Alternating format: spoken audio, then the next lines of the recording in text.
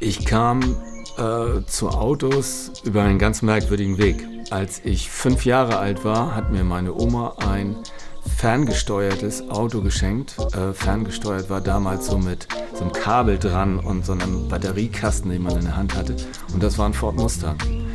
Und ich habe mir irgendwann gesagt, wenn ich in meinem Leben mal mehr als 10.000 für ein Auto ausgebe, dann wird es für ein Ford Mustang sein. Und damit fing so meine Oldtimer-Geschichte an. Irgendwann hatte ich das Geld und habe tatsächlich etwas mehr als 10.000 für einen Mustang ausgegeben. Das ist nun schon fast 20 Jahre her. Und irgendwann wurden mir die Oldtimer-Treffen so ein bisschen langweilig, wenn man da immer mit dem Mustang einer unter sehr, sehr vielen ist. Und wenn man heutzutage auf dem Oldtimer-Treffen fährt, dann sind da 30 Mustangs und man ist also einer unter vielen.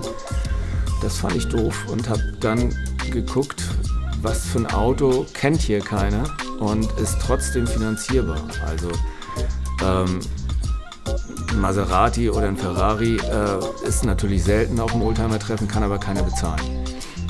Und so bin ich dann zu den Fiberglas-Autos gekommen und habe mir als erstes einen Saab Sonett gekauft und dann gemerkt, Mensch, diese kleinen zweisitzigen Sportwagen, die haben was. Und habe dann weitergesucht und weitergeguckt, im Internet gesurft und jedes Foto dann mal zurückverfolgt, was ist das denn für ein Auto.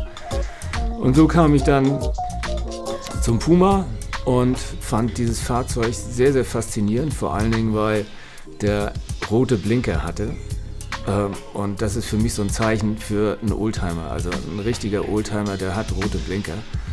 Und der Puma der ersten Generation, der hat diese roten Blinker. Und ich habe versucht, irgendwie an so einen Puma zu kommen. Und das war hier in Deutschland einfach nicht möglich. Und durch Zufall fand ich dann bei Social Media eine Fernsehproduktionsfirma, die jemanden suchten, der ein außergewöhnliches Auto sucht. Und da habe ich mich einfach beworben und wir kamen da dann irgendwie zusammen, dass die helfen wollten.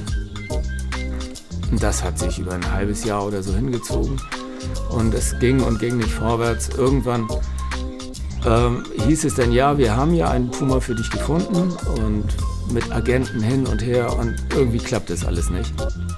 In der Zwischenzeit, aus lauter Langeweile, hatte ich dann halt diese Kit-Cars entdeckt und festgestellt, Mensch, da gibt es ja auch schöne Autos. Und während ich dann da so weitergeguckt habe und das mit dem Puma einfach nichts wurde, stieß ich über diesen Fiberfab Jamaican 2, diese Kit-Cars, finde ich also so ganz besonders, weil das ja Autos sind, die sich jeder früher selbst bauen konnte. Man hat also ein Kit gekauft, das heißt also eine Karosserie war dabei und dann den Rest musste man sich vom Schrottplatz besorgen. Und so hat jeder versucht, sich ein Auto zu bauen. Und da sind, glaube ich, ganz, ganz viele Leute dran gescheitert. Denn so ein Bäcker, wenn der anfängt, ein Auto zu bauen, das ist dann meistens damit geendet, dass die Karosserien im Vorgarten oder im Hinterhof verwest sind. Und ich habe dann durch Zufall so ein Exemplar gefunden, was einer mit Sachverstand mal gebaut hat. Und letzten Endes habe ich das am Telefon gekauft und gesagt, also bei dem Preis, da kannst du nicht viel falsch machen. Es ist eine Käferbasis, die Teile sind alle erhältlich, also mach es einfach. Und so bin ich dann zu dem gekommen und war doch baff erstaunt, als er denn hier war, wie groß und wie breit das Ding tatsächlich ist, weil so einen habe ich vorher noch nie live gesehen gehabt. Bis er dann in Bremerhaven zur Abholung bereitstand.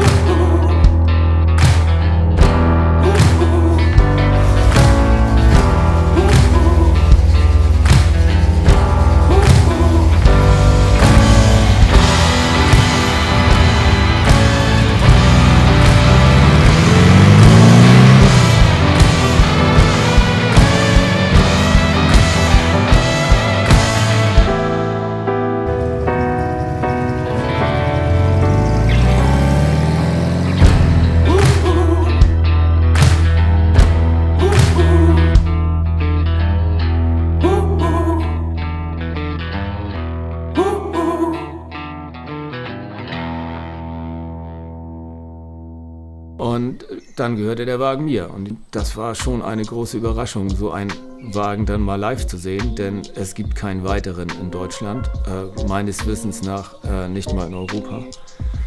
Und ja, beim ersten Mal reinsetzen stellte ich dann fest, ich passe da gar nicht rein. Denn die Sitze waren viel zu hoch. Ich mit 1,83 stieß dann oben am Dach gegen, musste dann versuchen, irgendwie da drin zu liegen. Habe die Schaumstoffpolsterung der Sitze rausgenommen, das reichte alles nicht. Ich habe andere Sitze ausprobiert vom Porsche 914, ging auch nicht, die Position war viel zu aufrecht. Ich habe dann mir in Amerika Sitze bestellt, ich habe das komplette Fahrwerk erneuert, den Motor vernünftig eingestellt und dann begann das große Drama, den dann irgendwie zugelassen zu kriegen. Aber da es ja ein Käferfahrwerk ist, war das letzten Endes dann möglich. Und da er vor 69 produziert worden ist, also die Erstzulassung in Amerika hatte, ist das mit dem Abgas auch nicht so das Problem gewesen. Ja, und irgendwann kriegte er dann sein Kennzeichen. Zwischenzeitlich hatte ich den Mustang verkauft, weil es wurde dann auch ein bisschen enger hier. Und während ich dabei war, den dann wieder fit zu machen und zu restaurieren, kriegte ich dann plötzlich den Zuschlag auf den Puma. Und ja, ich war damit zu Anfang etwas überfordert, weil dann jetzt ja noch ein Auto kommt. Und, aber es passte so, dass der Grüne hier fertig war, als der Puma dann ankam, sodass ich dann sozusagen ein Anschlussprojekt hatte.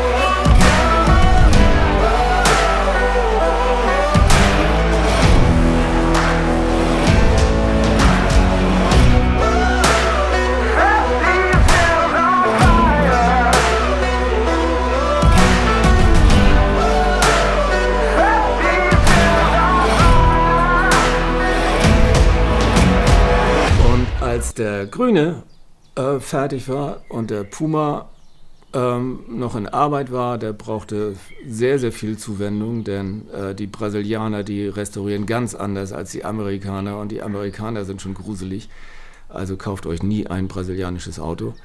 Habe ich das weiter in den Internetforen verfolgt und die Gemeinschaft der Fiberglasliebhaber, die ist doch wachsend, auch in Amerika. Und habe dann Craigslist beobachtet und eBay beobachtet und plötzlich tauchte dann der bei eBay Amerika auf. Und ich war völlig fasziniert, weil das jetzt endlich einer war mit V8 und die Jamaican mit V8 sind sehr, sehr selten. Meistens sind es dann Triumph-Fahrwerke oder Austin Healey-Fahrwerke, die da drunter stecken. Und so wie es aussah auf den Bildern, musste es sich bei diesem Fahrzeug um ein mit dem Original-Werksfahrwerk von Fiberfab handeln. Das war eine eBay-Auktion. Der Sofortkaufpreis war jenseits von Gut und Böse, aber ich habe ihn angeschrieben und ich habe bei der Auktion teilgenommen, als Zweitbieter verloren. Die Auktion wurde natürlich sofort wieder gestartet, also es war alles ein Fake. Die nächste Auktion lief zu einem absolut irrwitzigen Preis aus.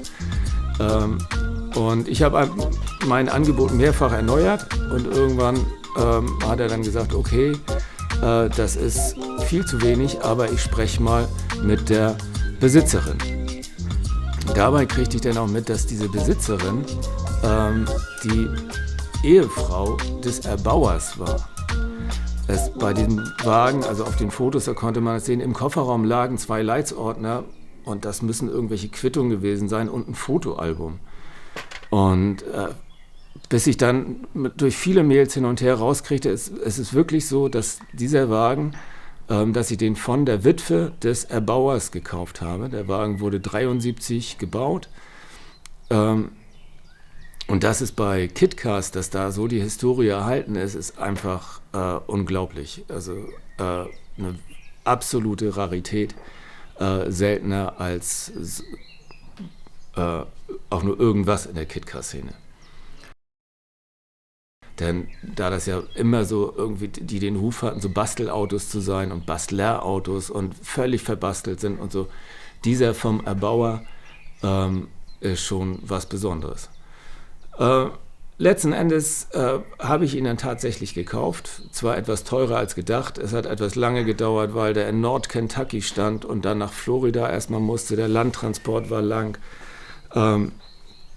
Ich glaube, insgesamt hat es über 2 Monate gedauert, bis der Wagen dann endlich hier war. Und ja, jetzt steht er hier. Leider noch nicht fahrbereit, weil die Bremsen noch nicht funktionieren. Aber das neue Projekt ist da und ich werde mich ranmachen und irgendwann wird auch er seine Straßenzulassung erhalten.